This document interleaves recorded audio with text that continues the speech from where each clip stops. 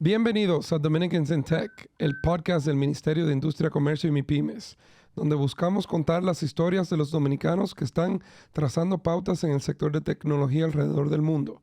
En la conversación de hoy vamos a conocer a Ángela Cruz, Growth Leader y Digital Insight Sales en Accenture, una muy prestigiosa firma de consultoría.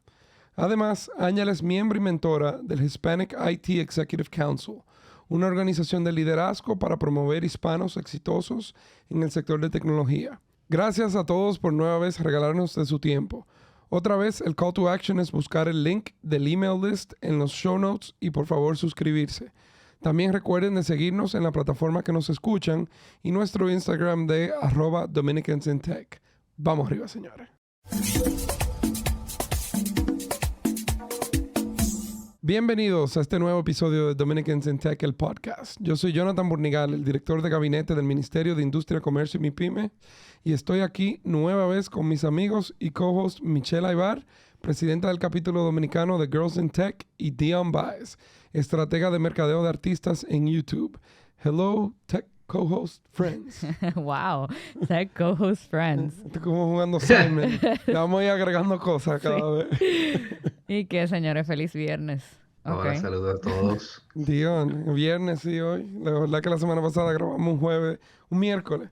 Se sentía como raro, pero hoy tenemos Friday vibes. Sí, Friday vibes. ¿Qué hacemos los viernes? Nada. Nada, los que estamos aquí nos vamos para la playa. Dion, ¿qué tú haces los viernes? No se quejen tanto, que allá es viernes todos los días comparado con el frío que está pasando aquí en Nueva York. Bueno, tú tienes razón con eso, Dion. O sea que vamos a entrar directamente en la entrevista para no oír quejas de frío. Además de que hoy tenemos una persona que desde que yo la conocí me di cuenta que es el tipo de persona que empuja a otros a lograr grandes cosas. Y sabía que la teníamos que tener en el podcast. De esa persona que están llena de energía y vibras positivas. O sea que le voy a presentar a todas nuestras escuchas a Ángela Cruz, que como le dije en la introducción, es Growth Leader de Digital Insight Sales en Accenture y actualmente está basada en la Florida. Previo a su posición actual, Ángela trabajó en numerosas compañías como son AT&T, Lucent Technologies, que hoy es Nokia, Avaya, Cisco y algunas otras.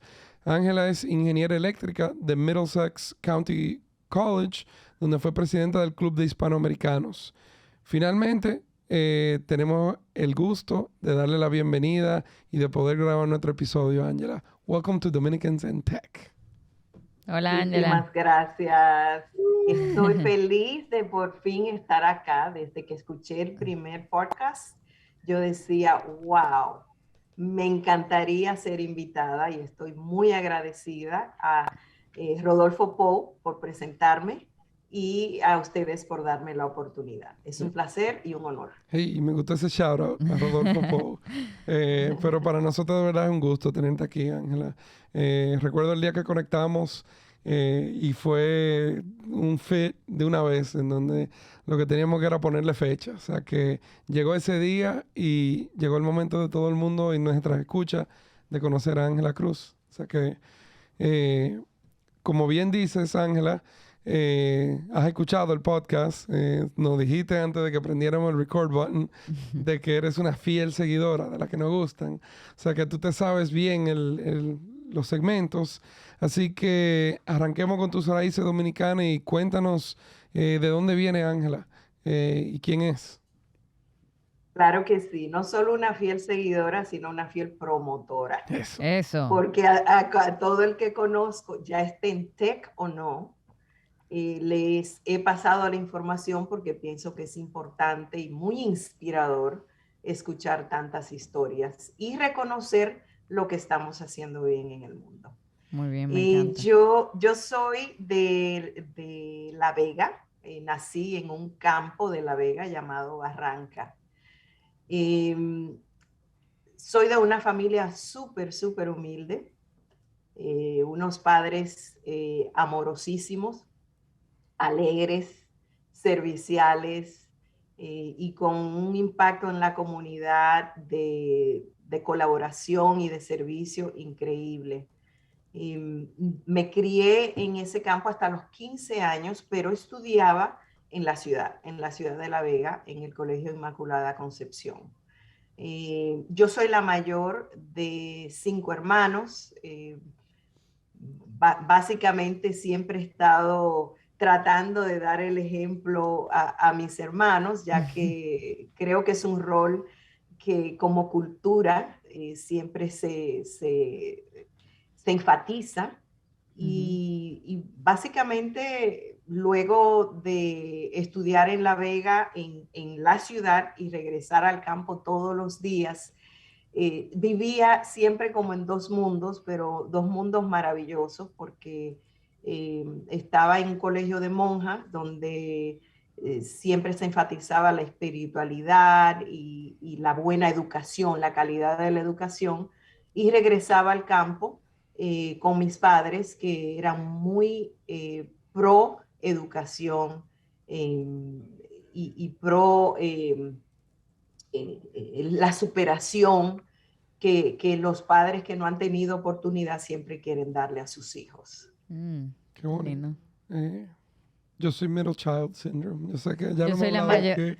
Sí. O sea que tenemos otra primeriza. Lo hemos hablado, Jonathan y yo, que el mayor casi siempre como que siente una carga de eso mismo, de responsabilidad sobre el ejemplo, sobre como que hacer las cosas bien, lo cual aparentemente el del medio no le pasa, aunque tú sí haces las cosas bien. Pero... Vamos a tener que empezar a hacer estadísticas. A ver si Exacto. esto es un rasgo de Tex, ser primerizo. Bueno, en mi caso, como mayor y ser hembra, creo que recibí privilegio de tener esa educación tan sólida. De hecho, hay veces que en conversaciones familiares mis hermanos resienten el hecho de que yo fui la única que tuve esa oportunidad y tuve ese privilegio, y lo agradezco enormemente. En algunos casos, a veces los menores se benefician de ciertas cosas. En mi caso, por la parte de la educación, sí fue tremenda oportunidad para mí. Lo del medio somos una víctima, eso está claro. Según los libros, ¿verdad? Sí. Pero bueno, cuéntanos cuando te mudaste a los Estados Unidos. ¿A dónde llegaste y por qué se mudaron y a qué edad realmente lo hicieron?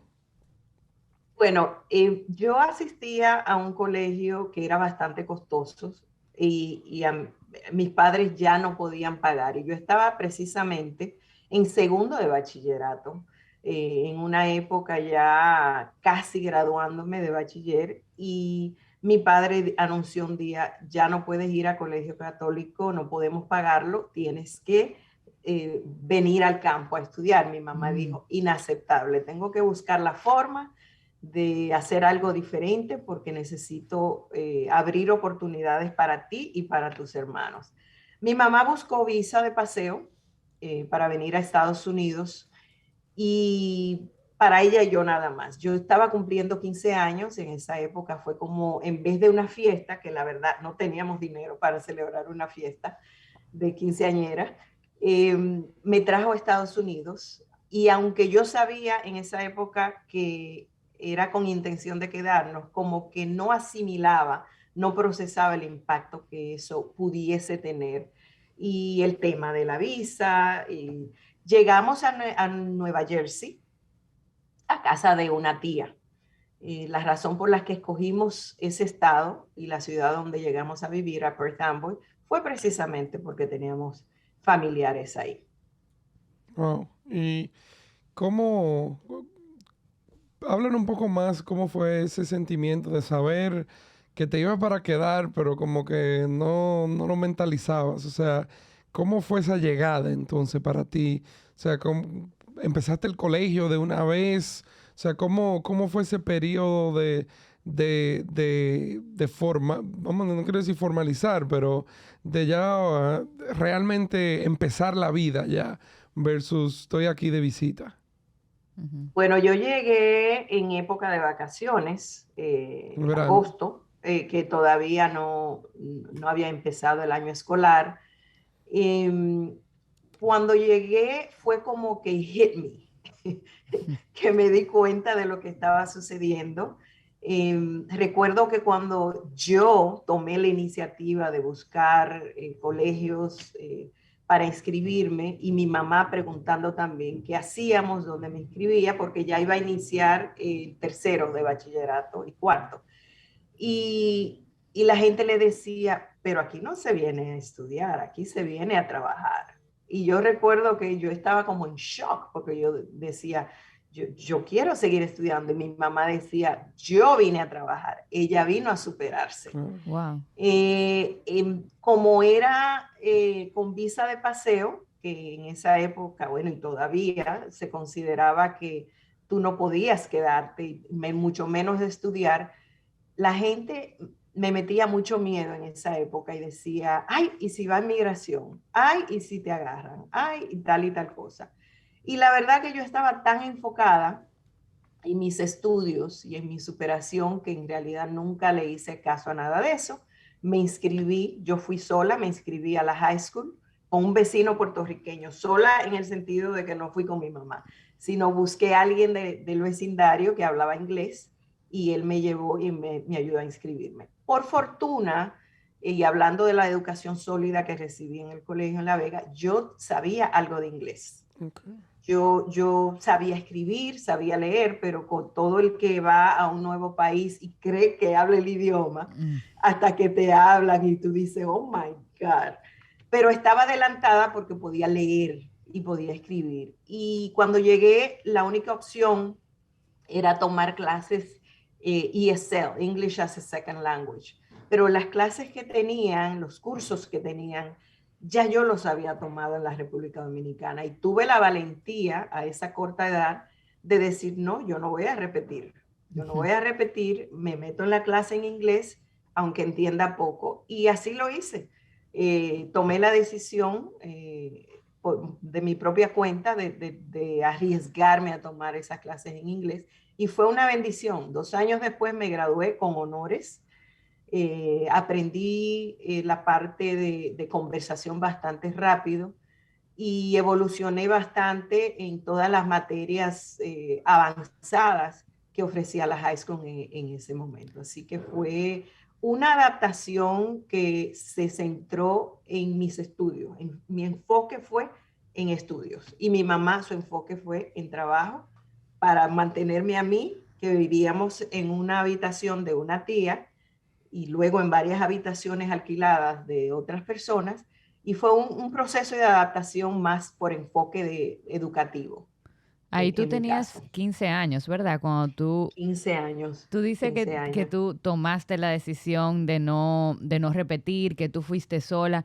¿Todo eso fue iniciativa tuya o te lo Wow, muy independiente para... Iniciativa mía. Mi papá, que se quedó en la República Dominicana con mis hermanos, desde pequeña me inculcó que la educación era lo máximo. O sea, que la educación era el enfoque de nosotros para poder alcanzar algún tipo de superación. Y yo tenía eso dentro de mí, que yo decía, no, yo no vine a trabajar, yo vine a estudiar y a superarme. Wow. ¿Cómo era la comunidad en que tú estabas? ¿Era altamente latina? Porque normalmente hablamos con, o no normalmente, hemos tenido muchas conversaciones con dominicanos en Nueva York que nos cuentan que algunos nos han dicho que no se dieron cuenta que no eran americanos hasta que llegaron al colegio, que significa que estaban totalmente rodeados por dominicanos o por latinos. ¿Cómo era esa comunidad donde tú llegaste en New Jersey? Altamente de puertorriqueños, pero era también muy americana, mucha emigración polaca en esa ciudad.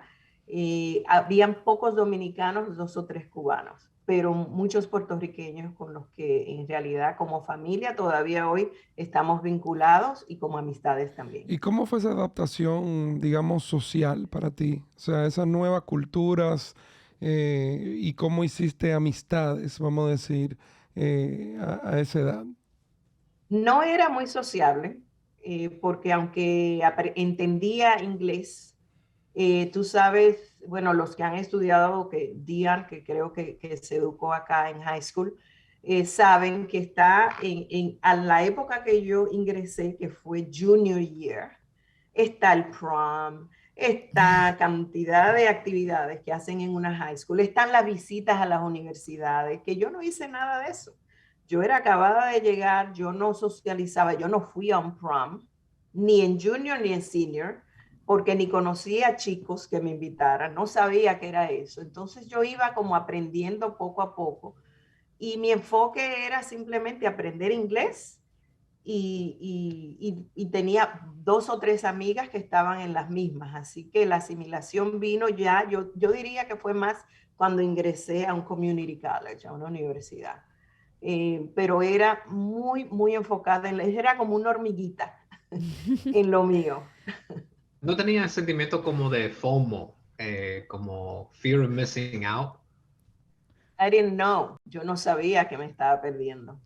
Ella Mm. tenía, Así que cuando tú no sabes lo que hay, yo me enteré después, ya cuando yo empecé a socializar fue en el colegio, que de hecho en la introducción mencionó Jonathan el Hispanic American Club, Club Hispanoamericano, y ahí fue que dentro de mi activismo dentro de la universidad, ayudando a otros chicos acabados de llegar a ser como la embajadora de ellos, fue que empecé a socializar y a entender la parte social de qué hacía la gente de mi edad en esa época, pero no extrañaba lo que no conocía. Estaba enfocada tú. Sí. Cuéntanos entonces cuando te graduaste y pasaste, entiendo yo, que a Community College.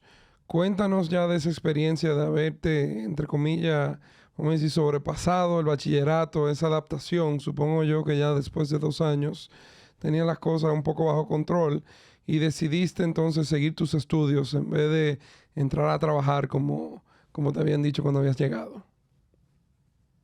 Bueno, ya cuando ingresé al Community College, y la razón por la que fue Community College es porque para esa época yo aún estaba indocumentada.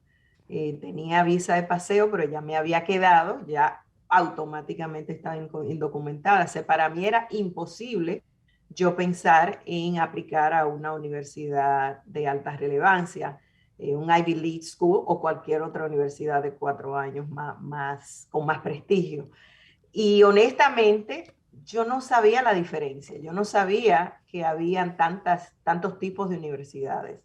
Aunque yo establecí muy buena relación con los maestros de high school y con los counselors, con los consejeros, la verdad no recibí suficiente información para yo poder discernir y entender que yo tenía más opciones.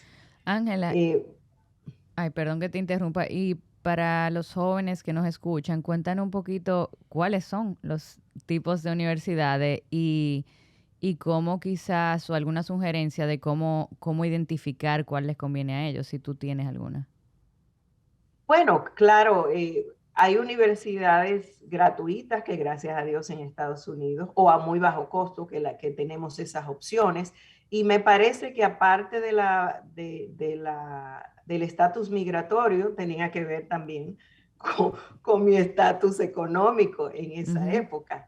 Entonces, en universidades community college, que son locales, no hay que Ok. viajar, no hay que vivir allá, están las universidades ya más especializadas en distintas carreras.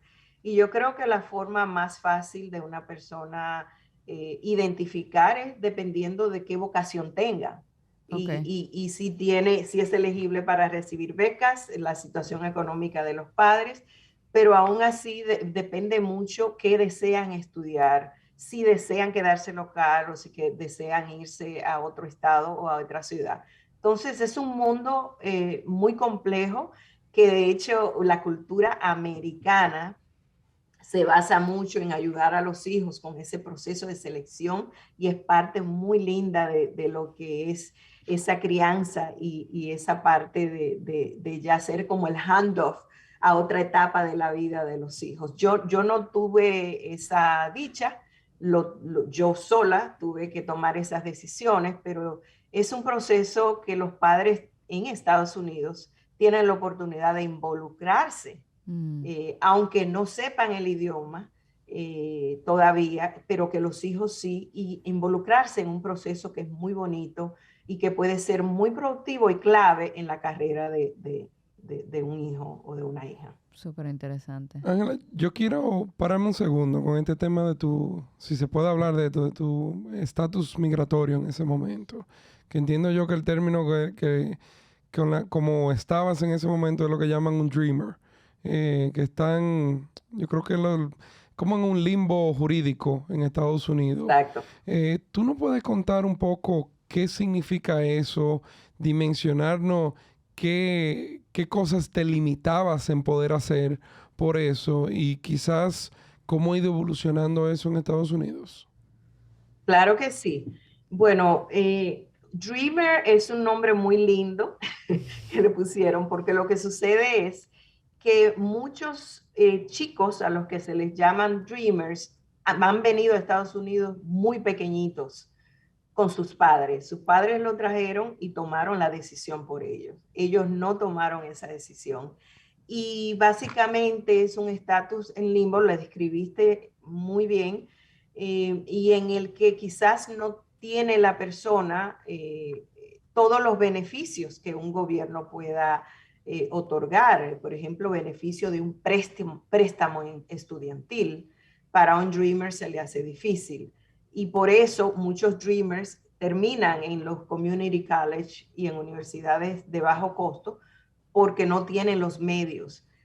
Hay veces, yo creo que eso ha evolucionado mucho en los últimos años y creo que sí, hay todo tipo de ayudas, todo tipo de grants, todo tipo de becas que los chicos pueden solicitar para poder terminar sus estudios, porque la educación creo que es como la música en todos los países, es un común denominador.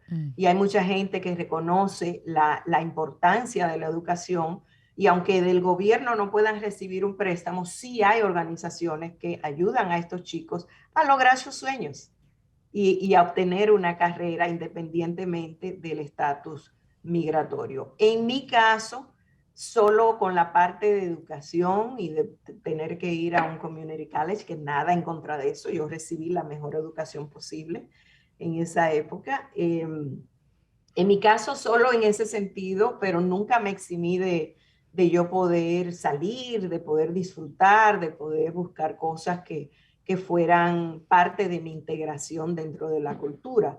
Pero no todo el mundo, mi mamá me crió, mis padres me criaron sin miedo, sin temor a nada.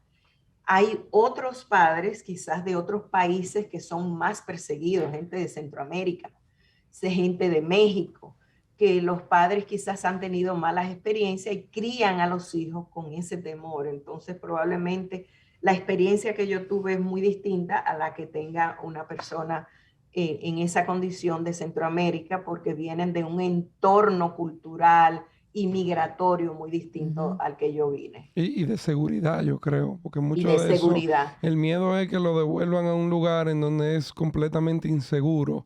A veces, para la persona, como tú dices, que a veces se mudan tan joven, es como llegar a un sitio donde nunca han ido en su vida entera, le digan, tú eres de aquí, y de repente verse expuesto a estar en un sitio también inseguro, de paso. De hecho, acabo de buscar, ¿tú sabes por qué le dicen dreamer? ¿Por qué? Porque Dream Act, que es como una legislación, Development, Relief and Education for Alien Minors Act, que es como según leo, una propuesta para darle residencia condicional a las personas que puedan trabajar en Estados Unidos. Así es. Bueno, Little bit of facts. sí. Tú tienes Google ahí, o sea que así es fácil. Sí. Nadie lo había visto, Jonathan. Pero bueno, Ángela, cuéntanos entonces de la experiencia en la universidad. Háblanos de esos 4 años, de tus estudios y cómo eso fue construyéndose a tu primer empleo. Claro que sí. Yo cambié de carrera un par de veces en mis años universitarios, así que se prolongó ese tiempo de universidad. Yo inicié con Computer Science, que estaba muy de moda en esa época, para programación y todo eso. No tenía problemas académicamente con las materias, pero no tenía motivación, como que no encontraba que enganchaba. Y cambié un par de veces y en esa época yo tenía un novio que estudiaba ingeniería electrónica y yo le ayudaba con las tareas, cálculo, física, química, y él me decía, yo te veo desmotivada y no quiero que aquí los puertorriqueños dicen que te rajes, que te salgas y no termines tus estudios. Y él me motivó, me dijo, mira, tú me ayudas con las tareas, eso se te facilita mucho, ¿por qué no terminas esta carrera? Y así fue, no fue por vocación, porque la verdad que en esa época yo no tenía ni idea de lo que quería. Mm. Y no, también yo tenía el deseo de terminar, terminar una carrera y tener un título, porque siempre he sabido y mis padres me inculcaban que un título es como un pasaporte que te abre puertas.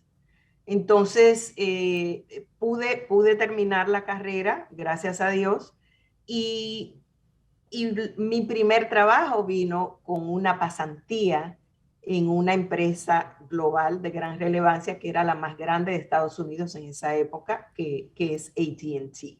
Wow. Y eso vino directamente de una solicitud que yo hice, que ni siquiera me tocaba porque yo no era senior, yo vi que estaban entrevistando, yo ni sabía lo que era eso, pasantía, pero yo sabía que necesitaba un trabajo de verano.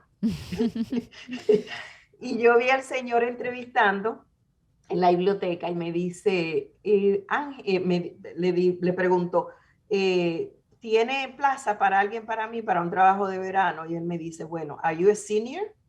¿Te vas a graduar ya? Yo le dije, no, todavía no. Me dice, bueno, solo estoy entrevistando a los que se van a graduar, pero si tú me esperas un par de horas, yo con mucho gusto hablo contigo y busco la forma de ayudarte.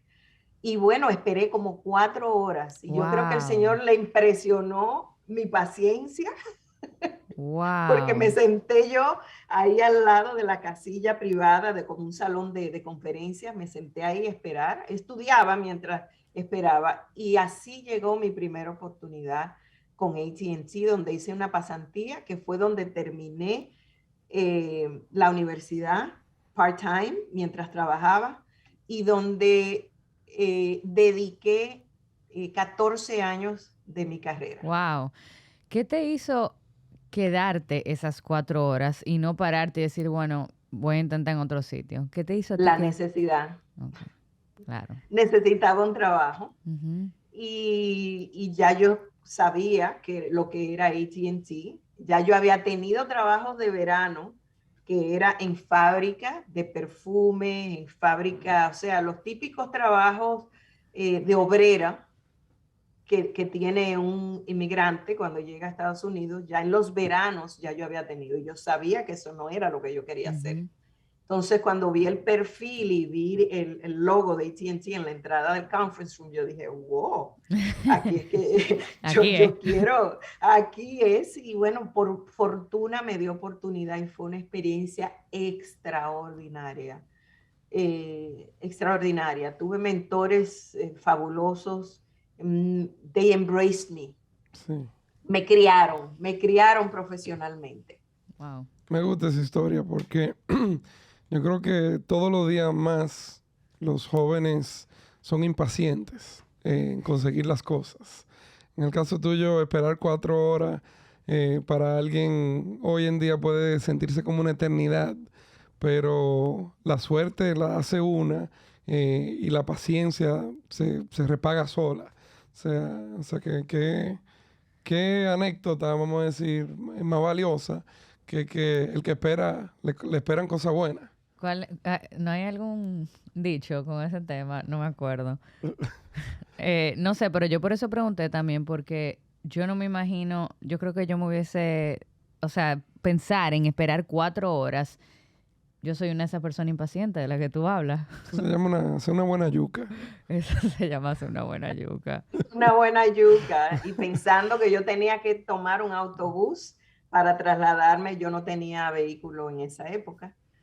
Y yo recuerdo que cuando salí ya se había ido el último y tuve que llamar a mi mamá para que enviara a alguien a recogerme, porque Ah, wow. obviamente se prolongó tanto que se me fue la guagua. Sí, literal. Y que mami, buena y mala noticia. La buena es conseguir un empleo. Qué bueno, mija. La mala, mándame a buscar, que ya no es más guagua. Entonces, cuéntanos de eso, Ángela. Entraste ya al mundo corporativo en AT&T desde antes de graduarte de la universidad. Y habiendo visto tu LinkedIn, vimos una como trayectoria dentro de esta empresa. No sé si dijiste que fueron 14 años, pero iba como cambiando de nombre donde estabas. Sí. Cuéntanos cuáles son esos nombres, que yo creo que lo mencioné en la introducción, pero cómo era que tú ibas saltando dentro de una sombrilla corporativa, pero a divisiones o compañías dentro de esa misma sombrilla diferente.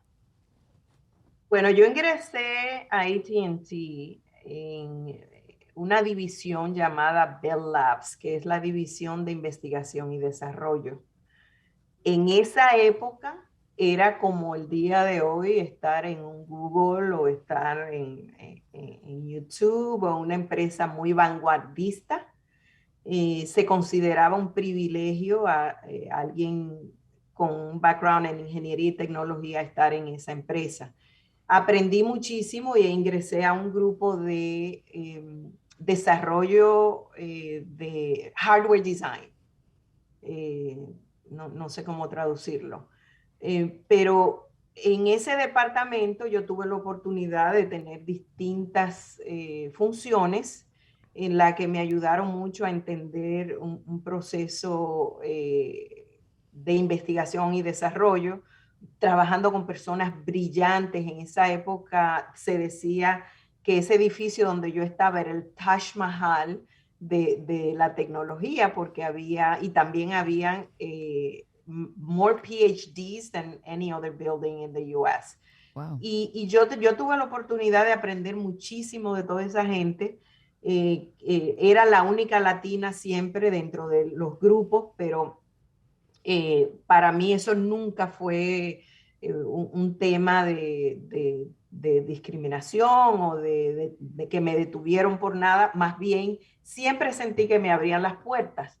Esa división que yo trabajé de AT&T, eventualmente hicieron un spin-off y se convirtió en Lucent Technologies, luego otro spin-off se convirtió en Avaya. Siempre, bueno, yo diría que la mayor parte de mi carrera ha sido enfocada en telecom, en telecomunicaciones.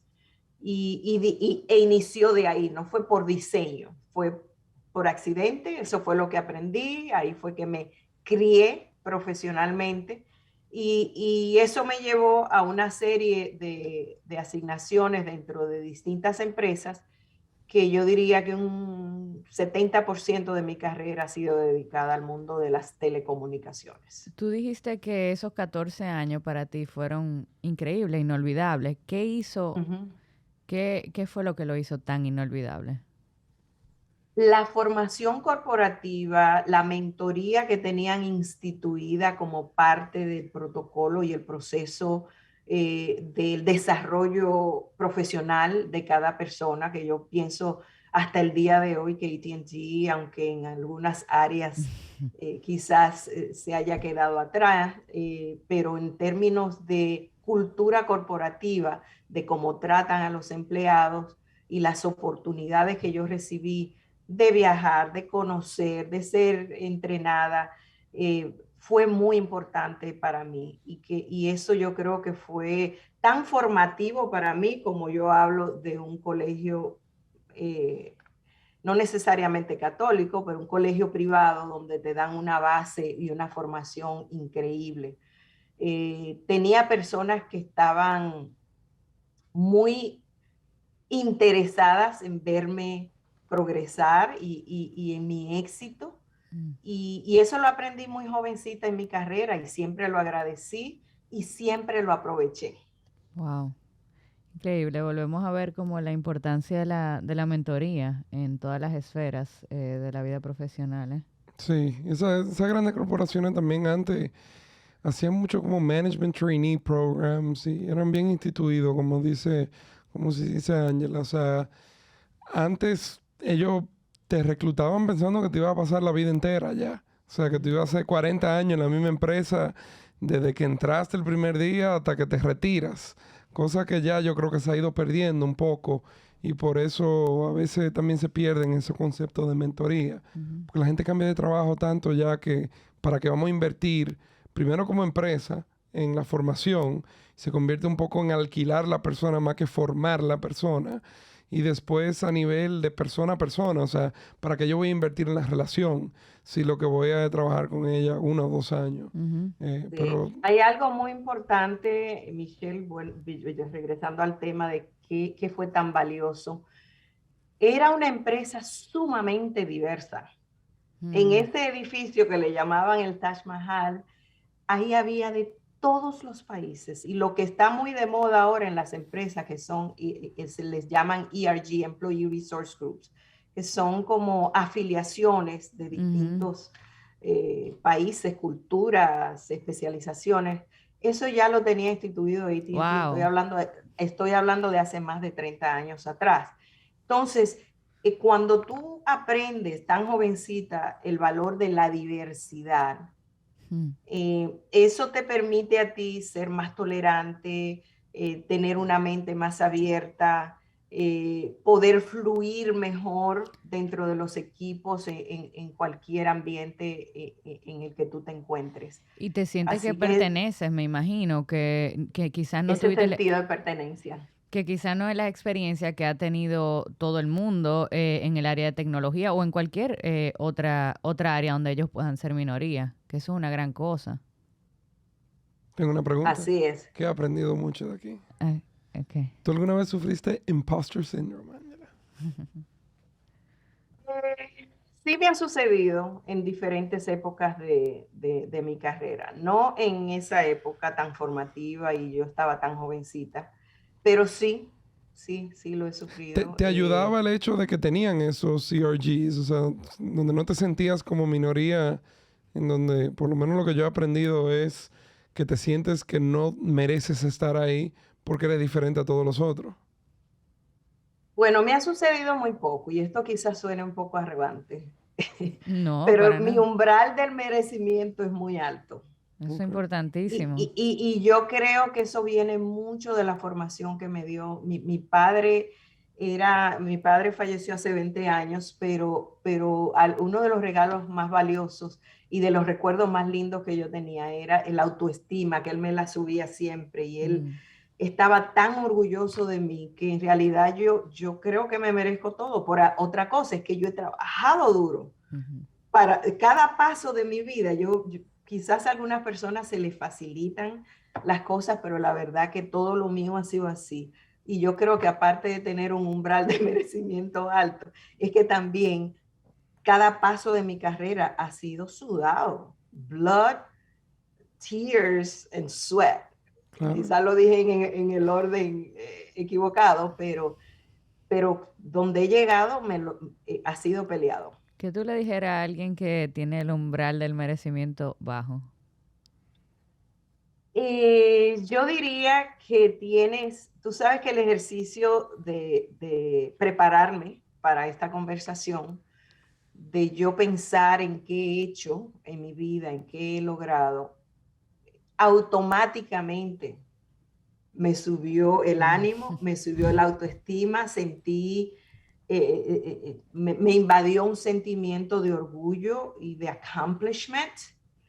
Y es una práctica que yo tengo de hace muchos años, y de hecho fue una persona, un líder espiritual, que me aconsejó, mira, siempre tengo un folder de accomplishments, de tus logros, ya sea, ahora se puede tener digital, tú puedes crear un Pinterest board de todas esas cosas, pero yo todavía tengo un folder de certificaciones, de cartas, de emails que me han escrito la gente, y de verdad cuando tú haces un inventario de lo que tú tienes, y esto no es solo para la carrera, Claro. Michelle, esto es una práctica de vida. Ujú. Sentarte a hacer un inventario de todo lo bueno que has hecho, incluso de lo malo, Ujú. y dónde estás hoy. Ujú. De hecho, después de la pandemia, hoy el decir estoy vivo es un gran logro. Sí, 100%. Entonces yo creo que ese es un boost, esa es una práctica muy importante porque eso te da un boost inmediato si te estás sintiendo como que, ay, yo estoy aquí chiquitica, ay, no me merezco, no. Me encanta eso. Yo voy a hacer mi Pinterest board de logros. Y logros de todo tipo, profesionales, como tú dijiste, y personales, porque al final eso es algo que se ve en el trabajo. Si yo no me siento accomplished personalmente, eso se va a ver en mi trabajo, se va a ver en cómo me manejo, en la seguridad y en las conversaciones que llevo. O sea que eso a mí me encanta, yo lo voy a aplicar en mi vida. ¿Y tú? Y te voy a decir que Pinterest, porque por tu edad, y lo mencioné Wow, me así, siento que me pero dijeron joven, o sea que estoy súper feliz. Michelle no es tan eres una joven, niña, señora. eres una niña. Jonathan.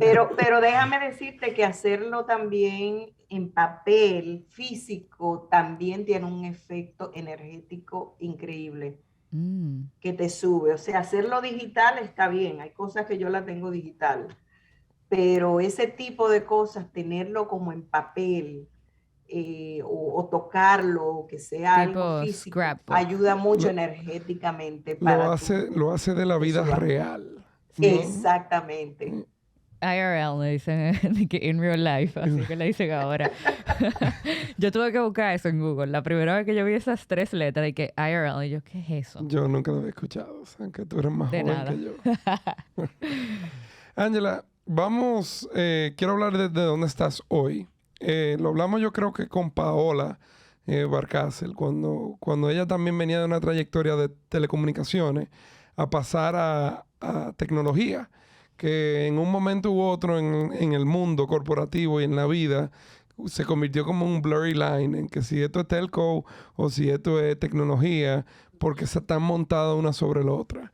Me encantaría que tú nos cuentes un poco sobre eso. O sea, ahora mismo estás en Accenture, una empresa de consultoría haciendo Digital Inside Sales. ¿Con qué se come eso? ¿Qué es?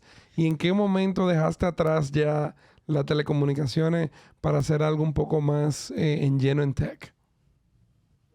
El momento del cambio vino con una empresa que trabajé que era un distribuidor de tecnología y me sacó un poquito del mundo de telecomunicaciones per se, porque ahí yo tuve más exposición a lo que era en esa época, estaba empezando VMware, todo lo que era storage y todo lo que era cloud. Entonces eso me dio la oportunidad de transicionar en un rol de ventas ya, porque eventualmente vino un punto en mi carrera en que dejé atrás la parte de ingeniería y la parte técnica de investigación y desarrollo a ventas y desarrollo de negocios.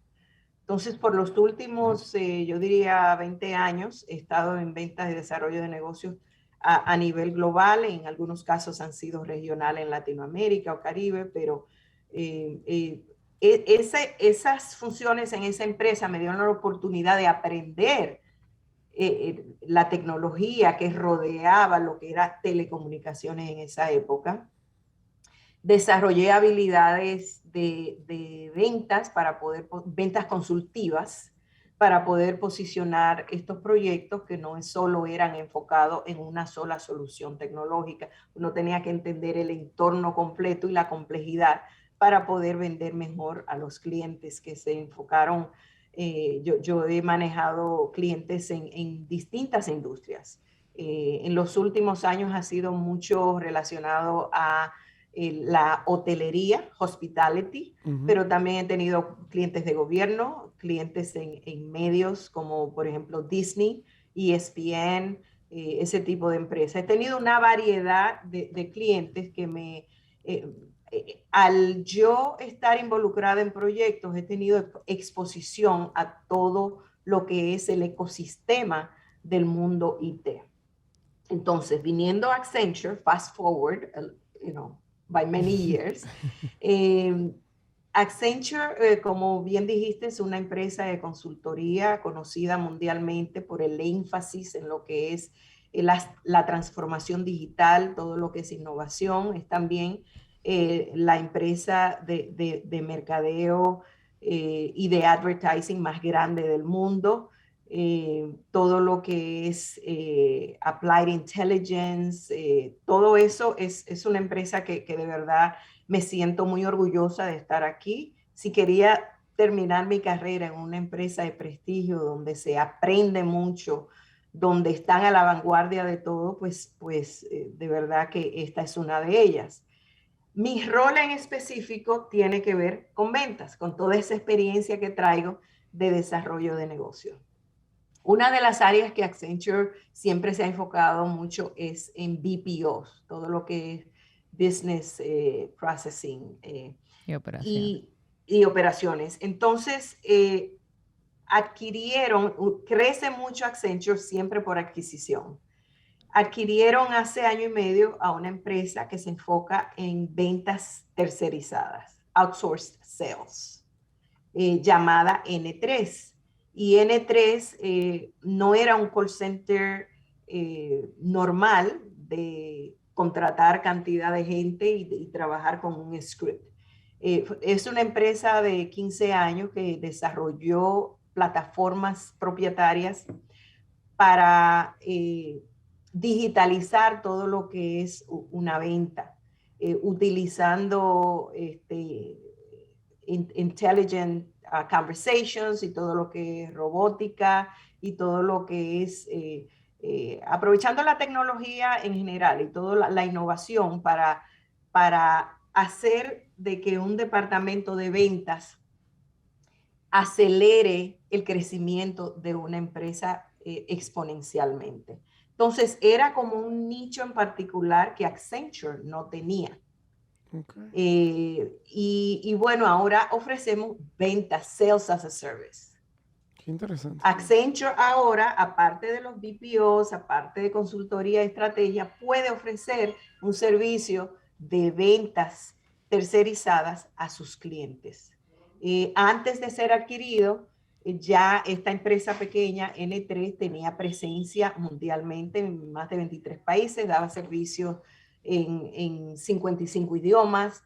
Entonces, encajó perfectamente con la cultura global y al alcance global que tiene Accenture. Mi rol en particular precisamente es enfocarme en apoyar esos proyectos en el que el cliente de Accenture necesite ventas tercerizadas para un segmento en particular. A veces necesitan lanzar un producto nuevo. A veces necesitan simplemente expandir en mercados donde no tenían presencia. Y yo, con mi experiencia de ventas y business development, puedo ser una consultora para ese tipo de proyectos. Tengo a cargo América Latina y también ciertas cuentas en Canadá y Estados Unidos. Son the Americas, las Américas. Wow, qué interesante eso de tercerización de ventas y de manera digitalizada. Yo creo que eso es algo que yo tuve una experiencia similar en una empresa donde yo hice una pasantía, que era eso mismo, que a la empresa le decían básicamente, mira, tú vendes mejor que yo, te entrego la llave y hazlo tú, y me entrega a mi cliente de vuelta. Exactamente. Y bueno, yo ingresé a Accenture precisamente durante el proceso de integración de esta empresa al ecosystem y a la cultura de Accenture. Y I'm having a blast. Aprendiendo muchísimo y de verdad que me siento privilegiada porque trabajo con gente brillante. Qué bueno. Bueno, vamos a pasar al último segmento de hoy, Ángela, que es uno que yo he titulado para ti, Mentoría, Emprendimiento y Fundaciones, que entiendo que son 3 cosas muy importantes para ti. Tuviste una experiencia en Cala Enterprises, que recuerdo cuando nos conocimos, fue como tu primer ya entrada a emprender algo, como decir, salirte de ese cajón grande corporativo y tener que desarrollar habilidades emprendedoras.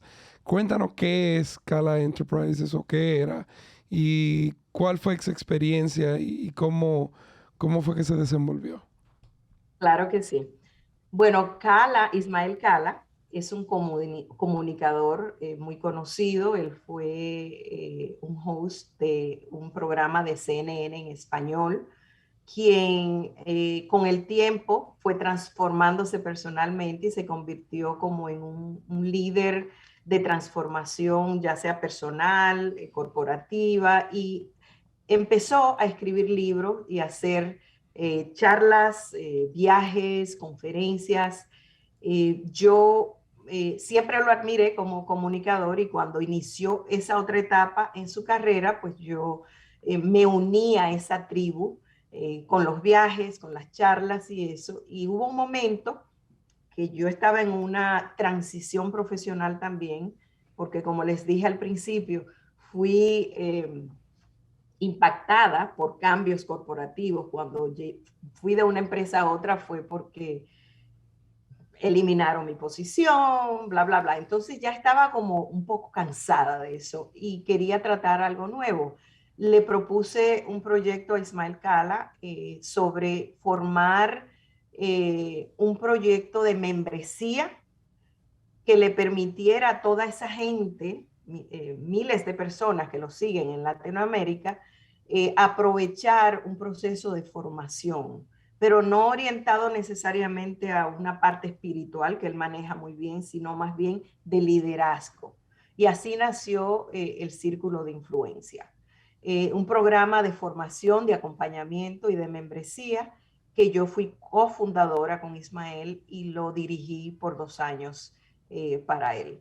Este programa, un típico miembro son personas basadas en Latinoamérica o latinos acá en Estados Unidos que han llegado a cierto éxito en su vida, pero desean tener un impacto mayor, ya sea a través de fundaciones, ya sea a través de formar sus propios empleados, socios y compañeros que deseaban también viajar por todo el mundo y aprender cosas diferentes en distintas áreas de su vida.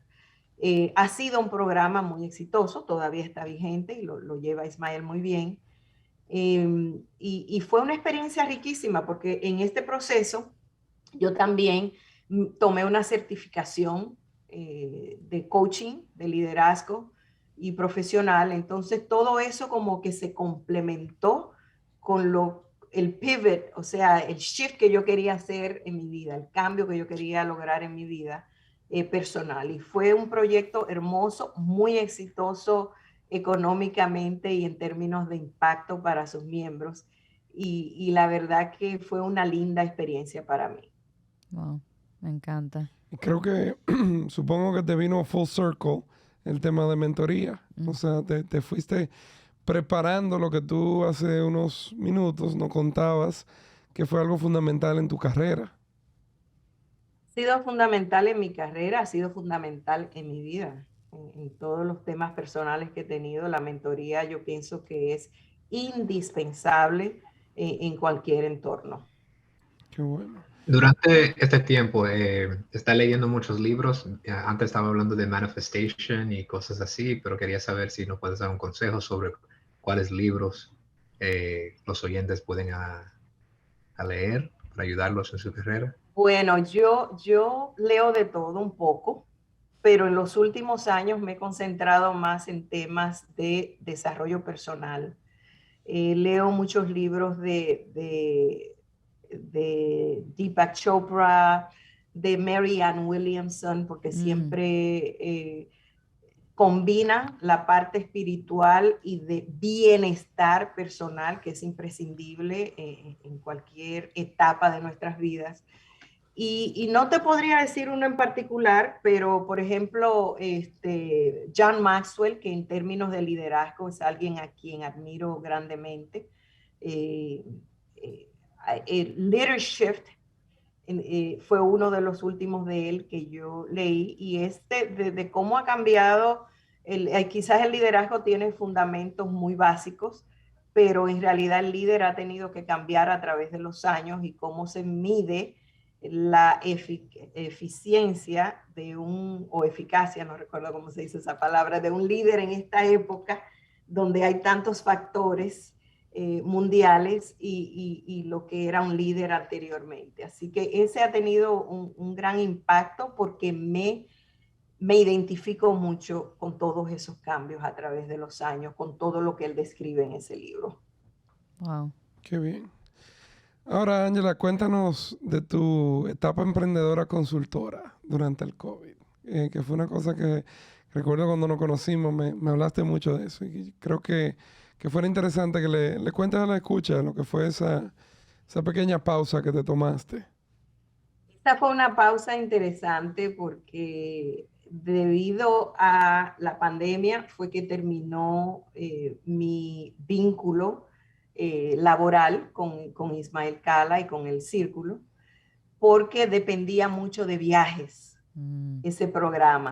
Y Wow. entonces, como ustedes saben, ahí paró todo en esa época. Quise apoyarme económicamente en esa transición, en lo que era el coaching, pero también en esa época la gente no estaba invirtiendo dinero en coaching cuando se dieron cuenta que esto iba para largo.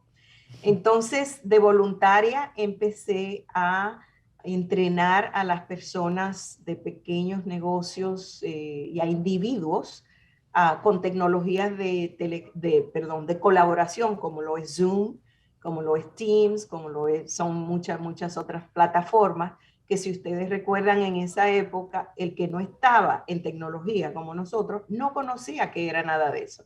Y eso se convirtió en una parte esencial de nuestro diario vivir, para comunicar con clientes, para comunicar con la familia, para los cumpleaños, para los velorios, para todo.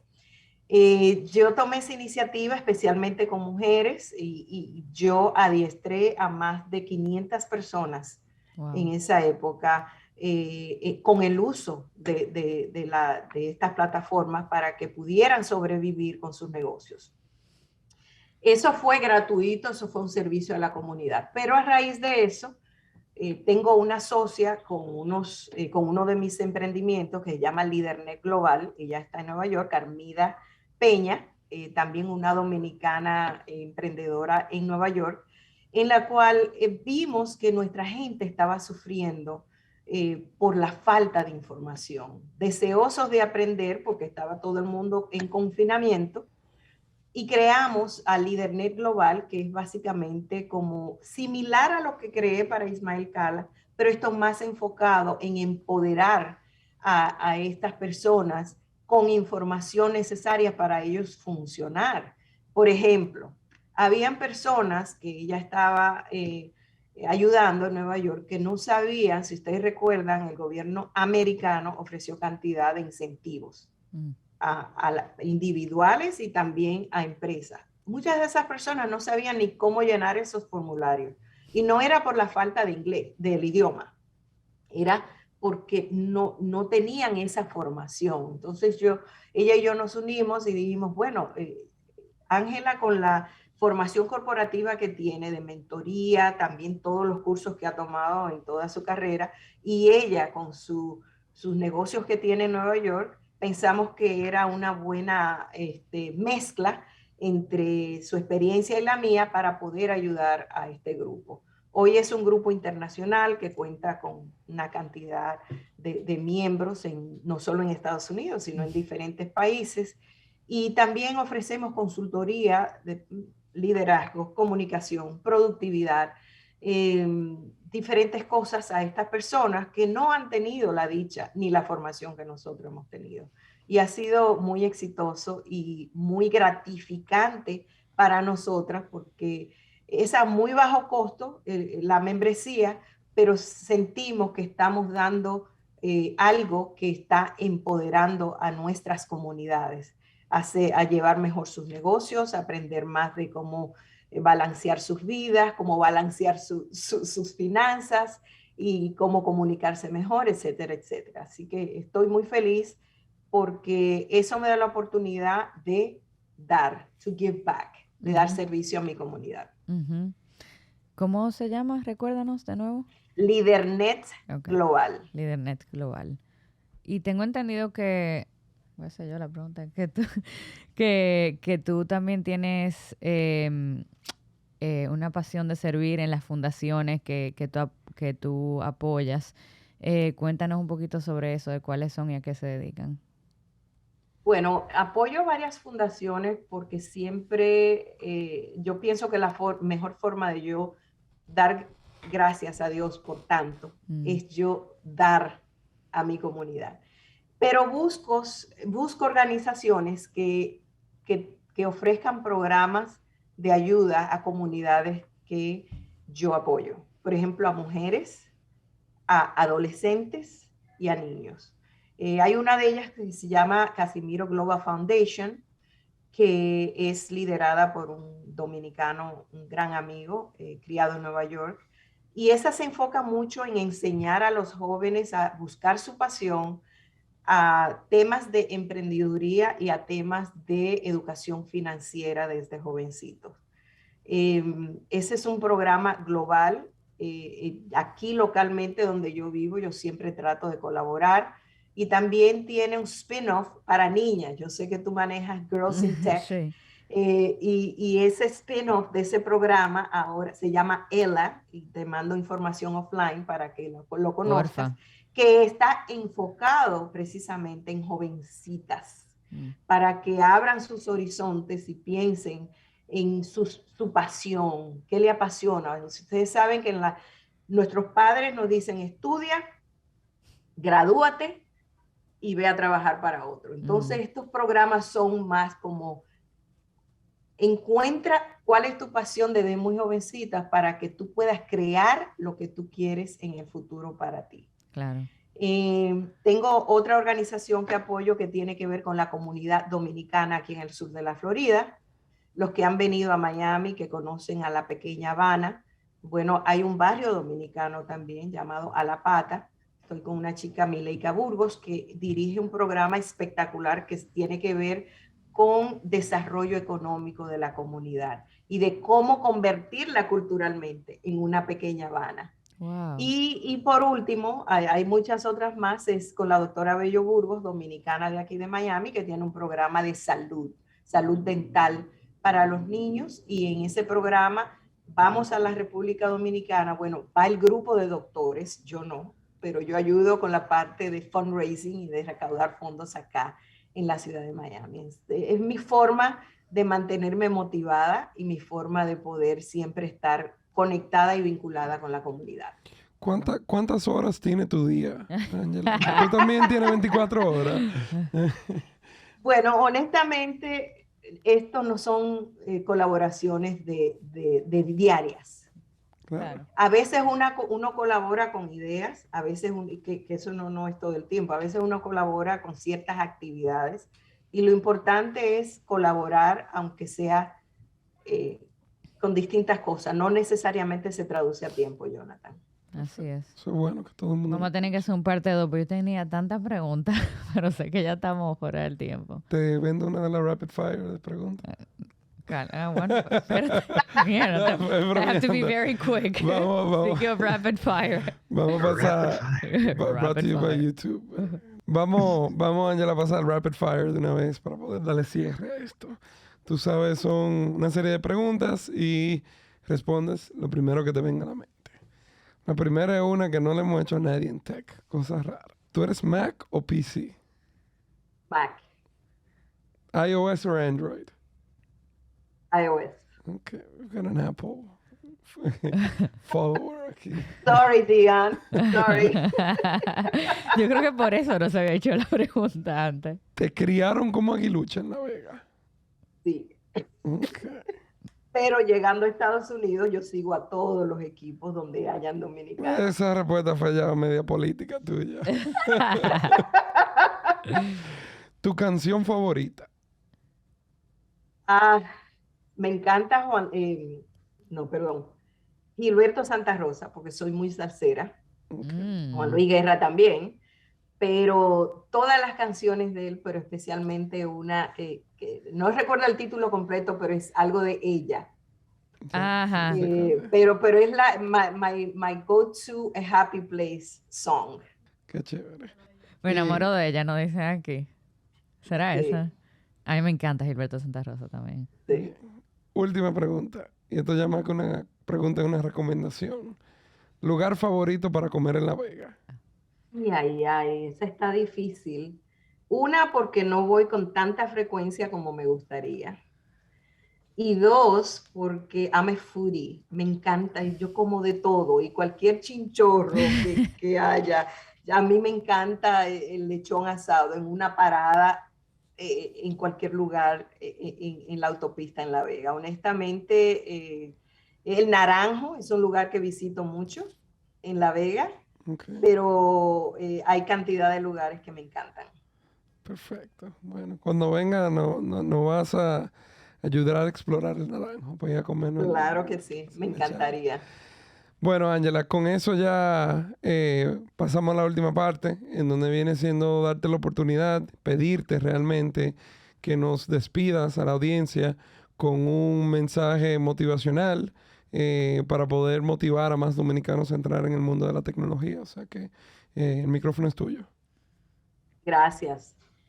Bueno, yo creo que en el mundo de tecnología nos podemos identificar con la palabra cambio, porque el cambio es la única constante, no solo en la vida en general, pero también en el mundo de tecnología, que todo avanza tan rápidamente.